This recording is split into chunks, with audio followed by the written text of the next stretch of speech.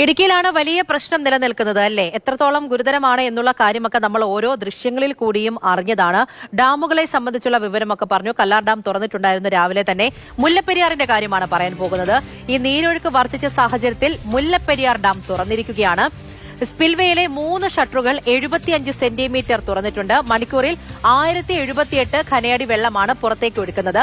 മുല്ലപ്പെരിയാറിന്റെ വൃഷ്ടി പ്രദേശത്ത് അസാധാരണ മഴയാണ് പെയ്തുകൊണ്ടിരിക്കുന്നത്. അത് രാവിലെ മുതൽ തന്നെ നമുക്ക് മുന്നിലേക്ക് വരുന്ന ഒരു വിവരമാണ്. അത്രത്തോളം വലിയ തോതിൽ തന്നെ വൃഷ്ടി പ്രദേശത്ത് മഴ പെയ്യുന്നുണ്ട്. പുലർച്ചെ 3 മണിയോടുകൂടി പെയ്ത മഴയാണ് ഇടുക്കിയുടെ വിവിധ ഇടങ്ങളിൽ പ്രശ്നമുണ്ടാക്കിയത്.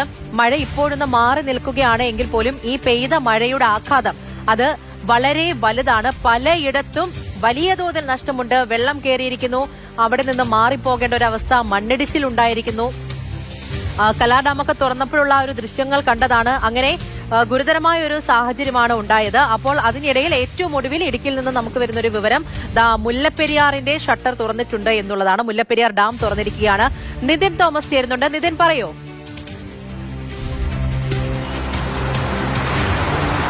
പൂജ, മുല്ലപ്പെരിയാർ ഡാമിന്റെ 3 സ്പിൽവേ ഷട്ടറുകളാണ് തുറന്നിരിക്കുന്നത്. അതായത് R1, R2, R3 എന്നീ 3 സ്പിൽവേ ഷട്ടറുകളാണ് നിലവിൽ തുറന്നിരിക്കുന്നത്. 75 സെന്റിമീറ്റർ മാത്രമാണ് നിലവിൽ 3 ഷട്ടറുകളും തുറന്നിരിക്കുന്നത്.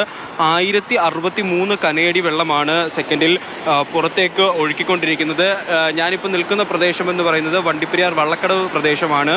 ഈ വെള്ളം ഒഴുകി എത്തുന്ന ആദ്യത്തെ ജനവാസ മേഖലയാണ് വള്ളക്കടവ് എന്ന് പറയുന്നത്. ഏകദേശം അരമണിക്കൂർ തൊട്ടിട്ട് 3/4 മണിക്കൂർ വരെയായിരിക്കും ഈ വെള്ളം ഇവിടം വരെ ഒഴുകി എത്താൻ എടുക്കുന്ന ഒരു സമയം എന്ന് പറയുന്നത്.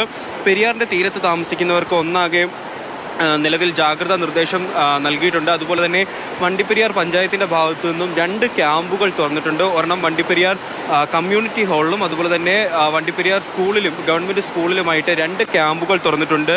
ഏതെങ്കിലും ഒരു സാഹചര്യത്തിൽ വെള്ളം ഉയർന്നു പൊങ്ങുകയാണെങ്കിൽ അവിടേക്കൊക്കെ തന്നെ ആളുകളെ മാറ്റി പാർപ്പിക്കുന്നതായിരിക്കും. ഇനി 2ാം ഘട്ടമായിട്ട് 3 ഷട്ടറുകൾ കൂടി ഉയർത്തും. അത് ഈ ഡാമിലേക്കുള്ള വെള്ളത്തിന്റെ നീരൊഴുക്ക് നോക്കിയിട്ട് മാത്രമായിരിക്കും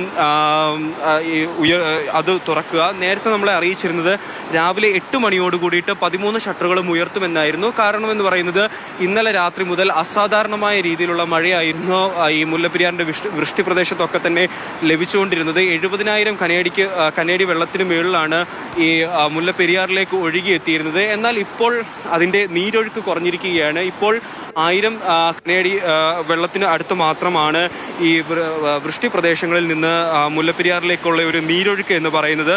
മഴ കുറഞ്ഞത് തന്നെയാണ് ഒരു ആശ്വാസം എന്ന് പറയുന്നത്. മഴ കുറഞ്ഞ് കാലാവസ്ഥ തെളിയുന്ന ഒരു സാഹചര്യത്തിലേക്ക് ഇപ്പോൾ